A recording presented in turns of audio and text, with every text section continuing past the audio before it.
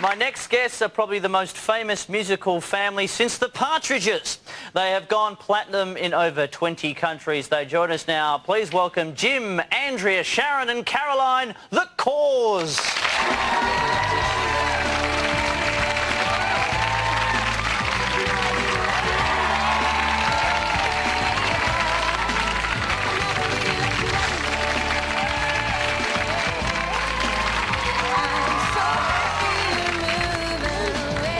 Come and sit. Around the back, around the back. How are we all doing? Oh, have a seat. Very good. Everybody well? Tired, but great. very good. Now, how often have you come? This is like your umpteenth millionth time to Australia. Do you just love the country now? Yeah, it's great. I mean, it's wonderful. We find that very, very similar atmosphere here in Australia, and the people are very similar to the Irish, so we feel really, really at home here. So I think we've been here about maybe 8 or 9 times at this stage.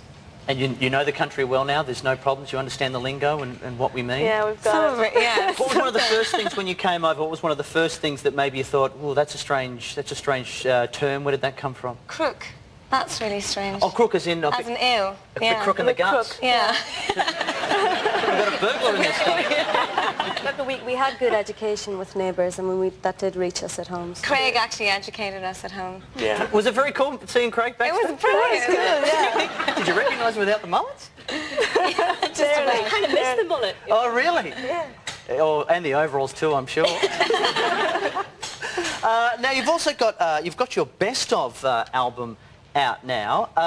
Is it hard to choose what songs go on a best of album? It's pretty hard, yeah, but it's kind of self-explanatory because certain songs were hits for us on various different albums of ours, so it kind of made sense to do a compilation at this stage and also to put a couple of new tracks on it. And so that's what we did. And there's no fights? You have a bit of squabbling over, no, I like this one better and I sound better on occasionally. We're only human. Most of the time. So there are squabbles, even for siblings, obviously, you know. Families fight anyway, but when you're touring all the time, you get no rest, no respite. It's kind of a crazy situation, I think, to be, you know, constantly on the road with your family all the time. I mean, I think people think we're weird or something, that, you know, that we're still doing this. You know? We are weird. How could they possibly think yeah, but, you know, I mean, I suppose, you know, it just works for us, and we've made it work over the years, even though it hasn't been as easy all the time. And, you know, of course we fight. Of course. Of course. So who's got the most annoying habits? I think we all annoy each other. What does Jim do? What do you do, Jim? I don't know. What do I do? Is it a boy thing? Is it a toilet seat thing? Is that the... Yeah, we give him his own private room there. Just as well.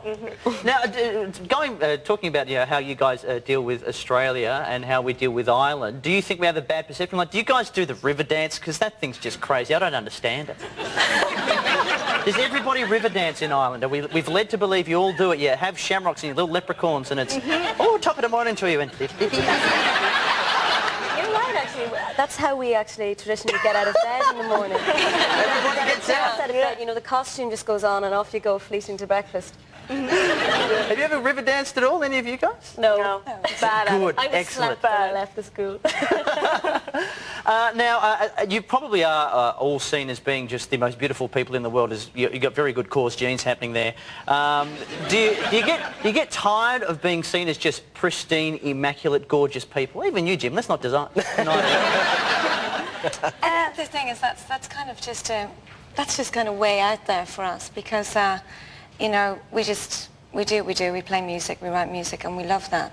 You know, if people want to think of us that way, I mean, we're hardly gonna say it's a bad thing. Damn it, would you call it ugly? Would it kill we don't mind. You know, that's fine, but it really means very little. It really means very little. Well, I wouldn't mind it. I mean, if people went around all day saying I was pretty good. But you're not bad either. Yeah, thank you very much. Rove, scrub. Hey! Wait, hey! I don't know who that was. But what I like about it, you seem to have a bit of fun with it in your latest film clip. I actually saw it for the first time yesterday, and there's a little grab I'd like to show now. For those of you who haven't seen it, let's have a look at it now. Stumble on tomorrow and trip over today.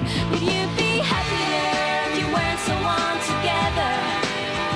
Would sun shine brighter if you played a bigger part?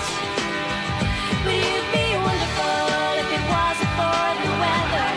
You're gonna be just fine. All right. How much fun was that?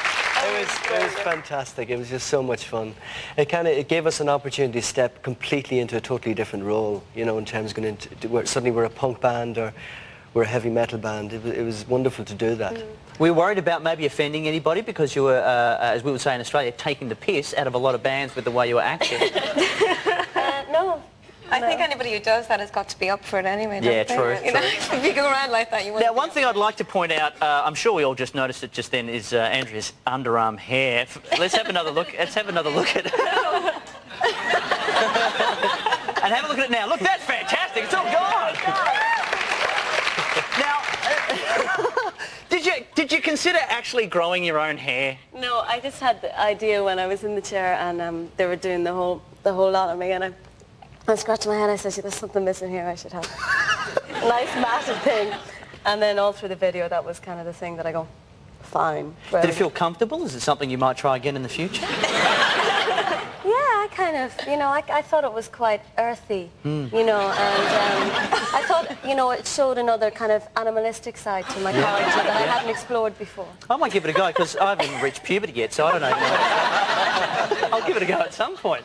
Now, how do you go with fans? Are fans a little bit crazy? Like, I know, Andrew, you've had a situation before. You're on a ferry somewhere and you weren't feeling all that well and someone's come and bugged you for an autograph? Yeah. Oh, well, yeah, it was like when I was supposed to come over here the last time, we all were supposed to come over, I got a really bad inner ear infection. And I had to get the ferry home from Britain. We were doing a tour there. And yeah, I was very, very sick because I was on antibiotics and also it was extremely stormy. And so, yeah, I went to the toilet and I was very, very sick and I did what I had to do, and I'm at the sink washing my hands going, you know, feeling wretched, really disgusting, and this woman goes, "Oh, God love you, you're not well, are you?" And I said, no, a bit seasick. "God, I don't get that. Oh, God love you, wee pet. You wouldn't sign a wee autograph for my daughter?" And I kind of went, "I'll wash my hands first." Oh, very good, very good. You can autograph this. And, well, speaking of vomit, I heard you've done a very... well, we are, let's not deny. There was a rough gig you did for a British radio company or something, and there was a bit of vomit action going on. A long time ago. We were just, you know, it seemed like forever we were trying to make it in the UK.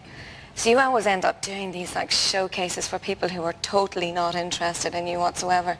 And we did this showcase anyway one night.